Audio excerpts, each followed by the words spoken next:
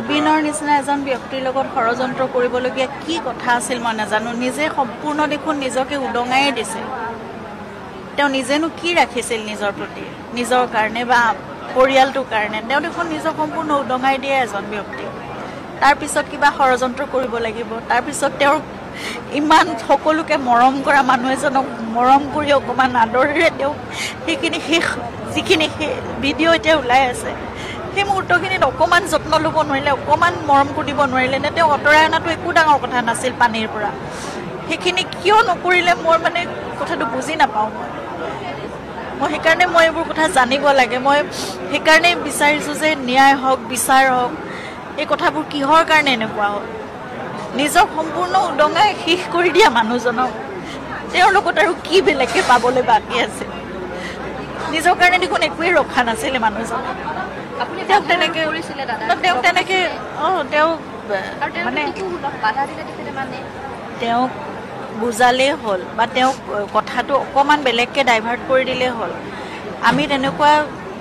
দ পানীত সাঁতুৰিবলৈ বা তেওঁ ভাগৰি যোৱালৈকে সাঁতুৰিবলৈ আমি কেতিয়াও তেনেকৈ নিদিওঁ সেইকণ যত্ন সেইকণ অকণমান চকু দিলেই হৈ যায় জুবিনক ইমান কঠিন একোৱেই নহয়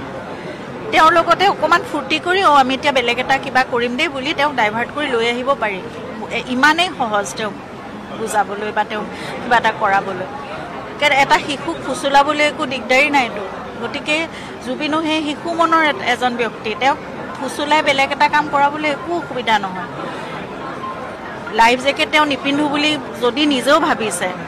তেনেকৈ যাবলৈ দিয়াটো এটা কথা হ'ল নেকি সেইটো মানে মানুহে কেনেকৈ কৰিব পাৰে মই আৰু তাতে মই শুনিছোঁ সেই ঠাইখনলৈ যিটো লেজাৰাছ আইলেণ্ড এতিয়া মই নিজে ইণ্টাৰনেটত মই বহুত পঢ়ি চাইছোঁ যে লেজাৰাছ আইলেণ্ড আচলতে আগৰ ছিংগাপুৰৰ এখন কোৱাৰেণ্টাইন আৰু যিবোৰ মহামাৰী হৈছিল সেইসকল ৰোগীৰ কাৰণে সেইটো কোৱাৰেণ্টাইন স্পট আছিল আৰু তাত চিমেট্ৰি হিচাপে ইউজ কৰা হৈছিল গতিকে তালৈ কোনো মই জনামতে কোনো তাৰ লোকেল লোকসকলে তাত কেতিয়াও এনজয় কৰিবলৈ নাযায় তাত সেই ধৰণেই চায় সেই ঠাইখন চিমেট্ৰি সেইখন ঠাইখনক হণ্টেড জেগা বুলি কয় তেনেকুৱা এখন ঠাই আৰু সেই সাগৰৰ পানীখিনিত কিবা এটা আছে তাত আগতেও বহুত ঘটনা হৈছে আৰু তাত কি কাৰণে মানুহ এনেকৈ ডুবি যায় হেৰাই যায় মৃত্যু হয় তাৰ কোনো কাৰণ নোলায় সদায় ড্ৰাউনিং বুলি এটা ৰিপৰ্ট আহে গতিকে তেনেকুৱা এখন মিষ্টেৰিয়াছ জেগালৈ জুবিনক কিয় নিব লগা হৈছিল ফূৰ্তিৰ কাৰণে ছিংগাপুৰত আৰু বেলেগ জেগা আৰু জুবিন ছিংগাপুৰলৈ আগতেও গৈছে ইমান চাবলগীয়া ফূৰ্তি কৰিবলৈ একো জেগা নাছিল জুবিন হোটেলতেই থাকি যদি নিজে থকা হোটেলখনতেই যদি কিবা এটা তেওঁলোকে পাৰ্টি এৰেঞ্জ কৰিলে গেট টুগেডাৰ এটা এৰেঞ্জ কৰিলেহেঁতেন তাতেই জুবিন সুখী হ'লহেঁতেন তেওঁ অনুষ্ঠানৰ কাৰণেহে গৈছিল গতিকে ইমান ৰং তামচা ফূৰ্তিৰ কোনো কথা নাছিল জুবিনে শুই ভাল পায় দিনটো তেওঁ শুই থাকিবলৈ দিলে শুয়ে থাকিলেহেঁতেন তেওঁক উঠাই লৈ যোৱাৰ কোনো কথাই নাছিল গতিকে মোৰ বহুত প্ৰশ্ন আছে মই এই গোটেই প্ৰশ্নবোৰ এই ন্যায় মই বিচাৰোঁ মই এতিয়াও বিশ্বাসেই কৰিব পৰা নাই যে তেওঁৰ অনুপস্থিতি মোৰ জীৱনত মইতো প্ৰতি মুহূৰ্ততে তেওঁ মানে উপস্থিতিটো মই অনুভৱেই কৰি আছোঁ আৰু এনেকুৱা এজন ব্যক্তিক হেৰাই কেতিয়াও যাব পাৰে বুলি বিশ্বাস নহয়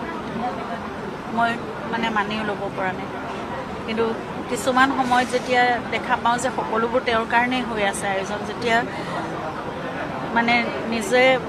অনুভৱ কৰিবলগীয়া হয় কঠিন সত্যটো তেতিয়া কিন্তু মানে সহ্য কৰিবলৈ বৰ অসুবিধা হয় কিন্তু গোটেই অসমৰ ৰাইজে মোক লগ সংগ দিছে মোক মৰম দিছে আদৰ দিছে তেওঁৰ বাবে প্ৰাৰ্থনা জনাইছে সেয়াই মোৰ কাৰণে বহুত কি ক'ম মই কৃতজ্ঞ কাৰণ তেওঁ এজন শিশু আছিলতো তেওঁ এজন যিমানে বয়সটো আমি নাচাওঁ বা যি নহওক তেওঁ এজন শিশুৱে আছিল গতিকে মই পত্নীতকৈ বেছি তেওঁৰ বন্ধুও আছিলোঁ সময়ত তেওঁৰ মাতৃও আছিলোঁ সময়ত আৰু মোৰ ওচৰত তেওঁ তেনেকুৱাই আছিল এজন শিশুৱে আছিল মোৰ সন্মুখত শুনিছিল তেওঁক আচলতে কথাবোৰ এইটো কৰা বুলি ক'লে তেওঁ কেতিয়াও নকৰিছিল তেওঁক মৰমেৰে বুজাব লাগিব তেওঁক কেনেকৈ ডাইভাৰ্ট কৰি লৈ যাব লাগিব কেনেকৈ আঁতৰাব লাগিব কোনটো কৰিব লাগিব এই বস্তুবোৰ তেওঁক আচলতে অকণমান টেকফুলি কৰিব লাগে যেনেকৈ সৰু ল'ৰা এটাক যেনেকৈ কৰিব লাগে তেনেকুৱা ধৰণেৰে আছিল আচলতে কিছু ক্ষেত্ৰত মই সেই বস্তুবোৰ বুজি পাইছিলোঁ কাৰণে মই কৰাব পাৰিছিলোঁ চাগে